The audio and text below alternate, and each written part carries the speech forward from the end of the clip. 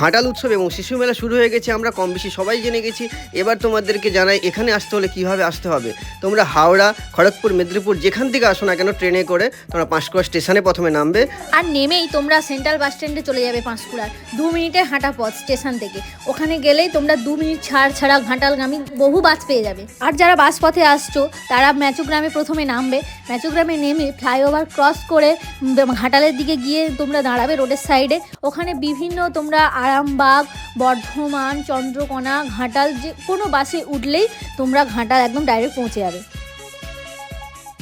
Panskura bus stand থেকে ঘাটাল যেখানে শিশু মেলা হচ্ছে ওখানে প্রায় 30 কিলোমিটার, আর বাসে যেতে হলে তোমাদের টাইম লাগতে পারে 40 থেকে 45 মিনিট। আর তোমরা কোথায় নামবে সেটা হচ্ছে অরবিন্দ স্টেডিয়ামে বলতে পারো, শিশু মেলা যেখানে হচ্ছে সেখানেও বলতে পারো, বা ঘাটাল কলেজে বলতে পারো, যেখানে ইচ্ছা বলবে সেখানেই নামিয়ে দেবে।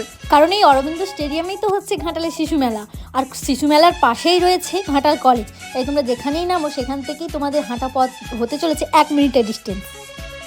আর যারা বর্ধমান, চন্দ্রকোনা, ক্ষীরপাই এই দিক থেকে আসছো তারা প্রথমে ঘাটাল সেন্ট্রাল বাস স্ট্যান্ডে নামবে, আর ওখান থেকে অটো টোটো যা ইচ্ছা করে নেবে, 2 থেকে 5 মিনিট লাগবে, আর তোমরা ঘাটাল শিশু মেলায় পৌঁছে যাবে। আমরা তো আসছি, তোমরা আসছো তো? আর এই ভিডিওটা তোমরা তোমাদের চেনা পরিচিত সমস্ত মানুষকে শেয়ার করো, যাতে তারা খুব সহজে ঘাটাল শিশু মেলায় পৌঁছে যেতে পারে।